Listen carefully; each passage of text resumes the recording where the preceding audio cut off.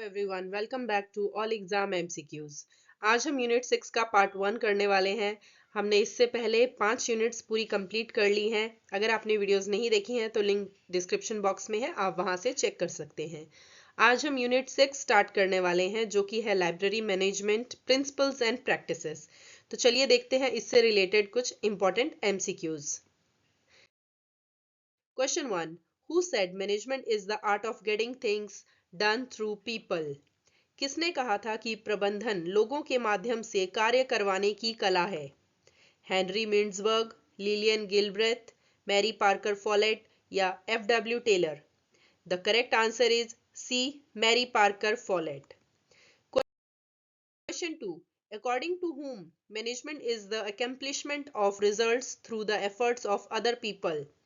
किसके अनुसार प्रबंधन अन्य लोगों के प्रयासों के माध्यम से परिणामों की उपलब्धि है? George R Terry, Harold Koontz, Peter F Drucker या Lawrence Appley? The correct answer is D, Lawrence Appley. Question 3. Planning is the conscious process of selecting and developing the best course of action to accomplish an objective. Who said this? योजना किसी उद्देश्य को पूरा करने के लिए सर्वोत्तम कार्यवाही का चयन और विकास करने की सचेत प्रक्रिया है। यह किसने कहा? George R Terry, Harold Koontz, M E. Hurley या M C. Niles? The correct answer is M C. Niles. Question 4. Who among the following defined management the art of knowing what you want to do in the best and cheapest way? निम्नलिखित में से किसने प्रबंधन को यह जानने की कला है कि आप सबसे अच्छे और सस्ते तरीके से क्या करना चाहते हैं के रूप में परिभाषित किया? Frederick W Taylor, Henri Fayol, LM. Prasad, Peter F Drucker? The correct answer is एफ.डब्ल्यू. Taylor. According to F.W. Taylor, management is the art of knowing what you want to do and then seeing what it is done in the best and cheapest way. To accomplish this, Taylor advocated for the application of scientific principles to management, which he called scientific management. F.W. Taylor के अनुसार प्रबंधन यह जानने की कला है कि आप क्या करना चाहते हैं और फिर यह देखना कि यह सबसे अच्छे और सस्ते तरीके से किया जाए। इसे पूरा करने के लिए टेलर ने प्रबंधन में वैज्ञानिक सिद्धांतों के अनुप्रयोग की वकालत की, जिसे उन्होंने वैज्ञानिक प्रबंधन कहा। Question 5. Who defined management as the art of securing maximum results with minimum efforts to secure maximum prosperity and happiness for both employer and employee and give the public the best possible service? प्रबंधन को नियोक्ता और कर्मचारी दोनों के लिए अधिकतम समृद्धि और खुशी सुनिश्चित करने और जनता को सर्वोत्तम संभव सेवा देने के लिए न्यूनतम प्रयासों के साथ अधिकतम परिणाम प्राप्त करने की कला के रूप में किसने परिभाषित किया? Henri Fayol, LM. Prasad, G. Edward Evans या John F. Mee? The correct answer is D, John F. Mee. Question 6. Which of the following is the function of a library management? निम्नलिखित में से कौन सा पुस्तकालय प्रबंधन का कार्य है? To provide useful reading material, to render adequate reference service, to lay down general library policy या to arrange for resource sharing and interlibrary loan? The correct answer is C, to lay down general library policy यानी सामान्य पुस्तकालय नीति निर्धारित करना। Question 7. The term gangplank is associated with dash administrative principle. गैंगप्लैंक शब्द किस प्रशासनिक सिद्धांत से जुड़ा है? Remuneration, stability of tenure, scalar chain या division of labour? The correct answer is C, scalar chain. Henry Fayol introduced the concept of gangplank to overcome the lamination of the scalar chain. According to this concept, two executives of the organization of the different departments at the same level can communicate directly in an emergency, so speedy decision and action can be taken. Henry Fayol ने scalar chain की lamination को दूर करने के लिए गैंगप्लैंक की अवधारणा पेश की।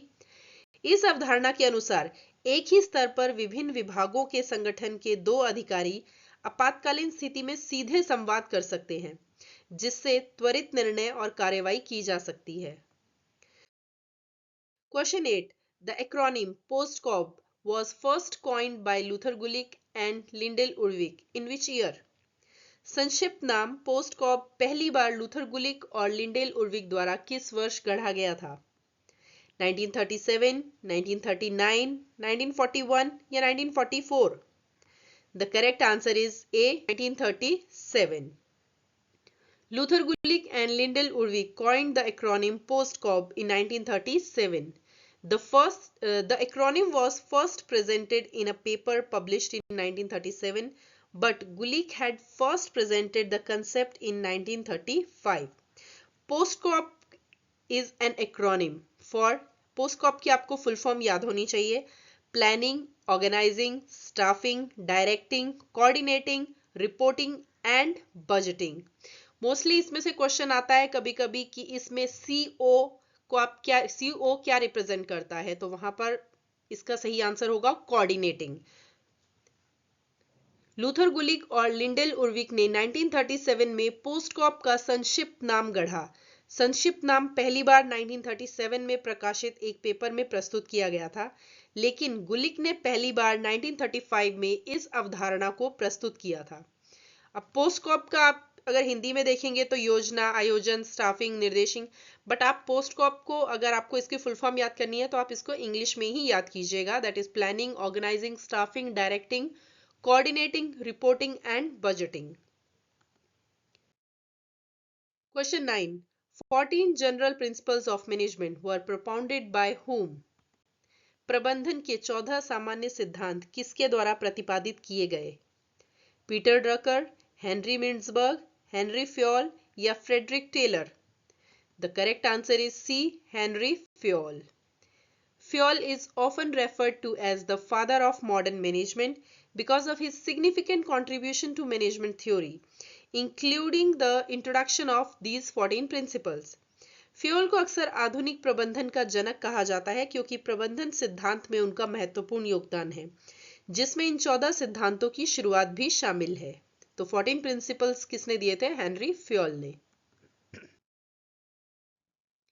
Question 10. What does Esprit de Corps stands for? Esprit de Corps का क्या अर्थ है? Esprit de Corps भी एक 14 principles में ही एक principle है।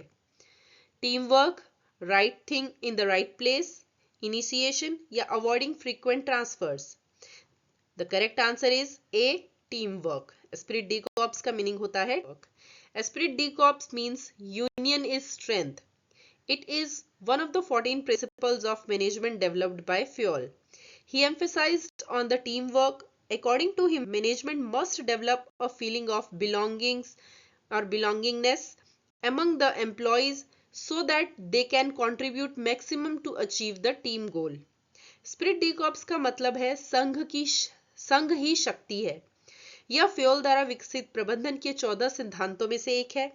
उन्होंने टीम वर्क पर जोर दिया। उनके अनुसार प्रबंधन को कर्मचारियों के बीच अपनेपन की भावना विकसित करनी चाहिए ताकि वे टीम के लक्ष्य को प्राप्त करने में अधिकतम योगदान दे सकें।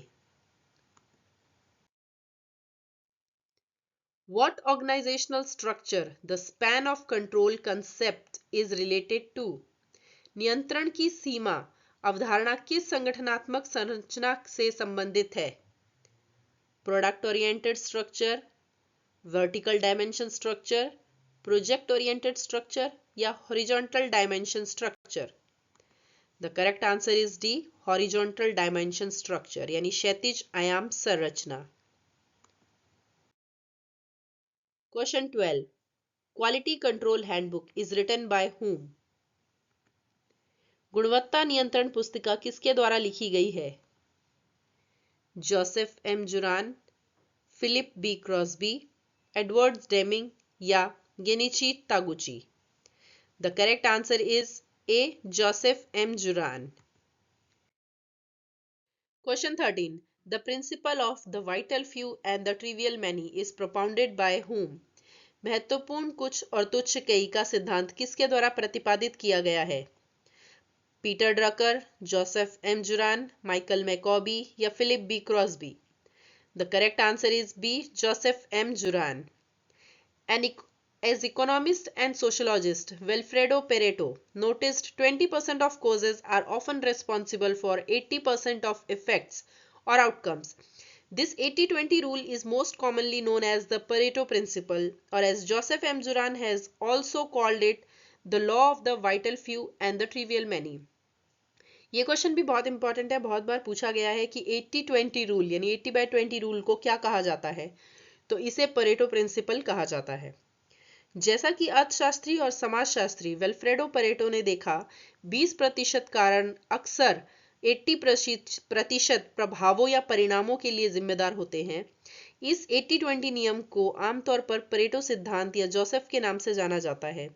एम जुरान ने इसे महत्वपूर्ण कुछ और तुच्छ कई का नियम भी कहा है. Question 14. Who coined the word management theory jungle? Management theory jungle शब्द किसने गढ़ा? Henri Fayol, F W. Taylor, Heinz Weihrich या Harold Koontz? The correct answer is D, Harold Koontz. The term management theory jungle was coined by Harold Kuntz.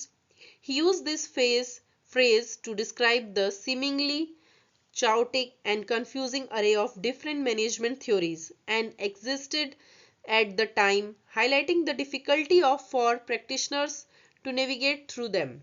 प्रबंधन सिद्धांत जंगल शब्द Harold कुंट्ज द्वारा गढ़ा गया था. उन्होंने इस वाक्यांश का उपयोग उस समय मौजूद विभिन्न प्रबंधन सिद्धांतों की अव्यवस्थित और भ्रमित करने वाली सारणी का वर्णन करने के लिए किया था, जो चिकित्सकों के लिए उनके माध्यम से नेविगेट करने में कठिनाई को उजागर करता था. Question 15. Who among the following is associated with ERG theory of motivation?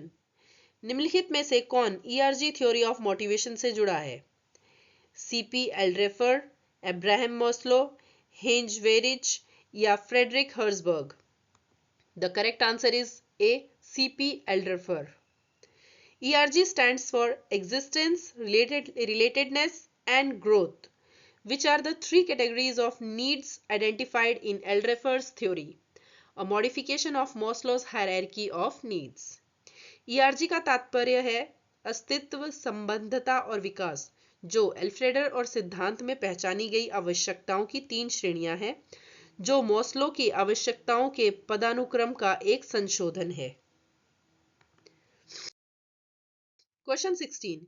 Which level of management is responsible for execution of activities, supervision and monitoring? प्रबंधन का कौन सा स्तर गतिविधियों के निष्पादन, पर्यवेक्षण और निगरानी के लिए जिम्मेदार है? Top level, middle level, operational level और lower level? The correct answer is B, middle level. Question 17. Who devised the Brown system for the circulation of books? पुस्तकों के प्रचलन के लिए ब्राउन प्रणाली किसने तैयार की? S R Ranganathan, J D Brown, Nina E Brownie या R N Anthony? The correct answer is C, Nina E Brownie. The Brownie issue system is an old system for loaning library books, developed by Nina Brownie in 1895.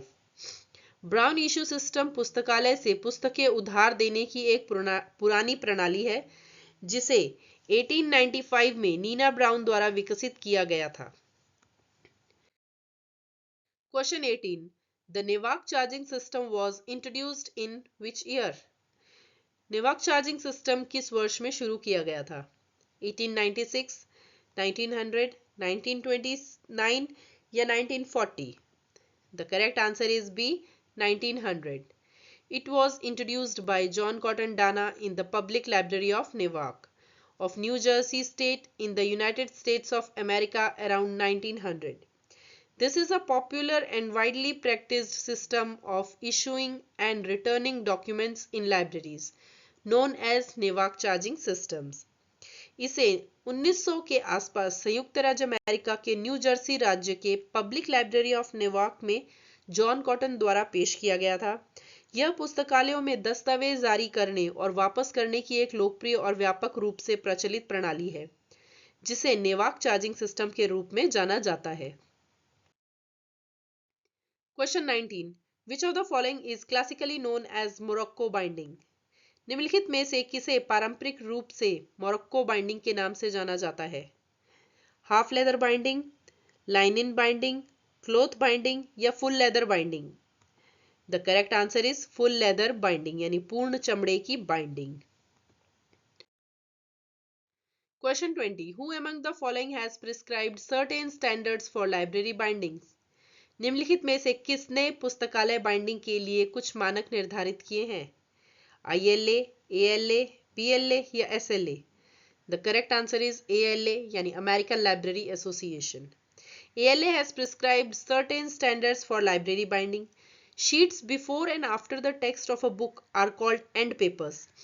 ये and papers वाला question भी काफी बार पूछा गया है कि and papers किसको कहा जाता है? तो एंड पेपर कहा जाता है उन शीट्स को जो पहले और लास्ट में बुक के लगाई जाती हैं। All parts and pages of a volume are correctly sequenced in the first stage of binding process known as collation. Books misplaced on the shelves by readers are restored. ALA ने library binding के लिए कुछ मानक निर्धारित किए हैं। किसी पुस्तक के पार्ट से पहले और बाद की शीट को एंड पेपर्स कहा जाता है। किसी वॉल्यूम के सभी भाग और पृष्ठों को बाइंडिंग प्रक्रिया के पहले चरण में ही ढंग से अनुक्रमित किया जाता है, जिसे कोलेशन के रूप में जाना जाता है। पाठकों द्वारा अलमारियों पर गलत तरीके से रखी गई पुस्तकों को पुनः स्थापित किया जाता है। Thanks for watching and all the best for your exams. Video पसंद आई हो तो वीडियो को लाइक शेयर जरूर कीजिएगा। हमारे चैनल पर नए हैं तो चैनल को सब्सक्राइब कीजिए। ऐसी ही और इन्फॉर्मेटिव वीडियोस के लिए आप हमें टेलीग्राम पर भी ज्वाइन कर सकते हैं, लिंक डिस्क्रिप्शन बॉक्स में है। Thank you and have a nice day. इसके बाद मैं लेकर आऊंगी यूनिट 6 का पार्ट 2। Thank you.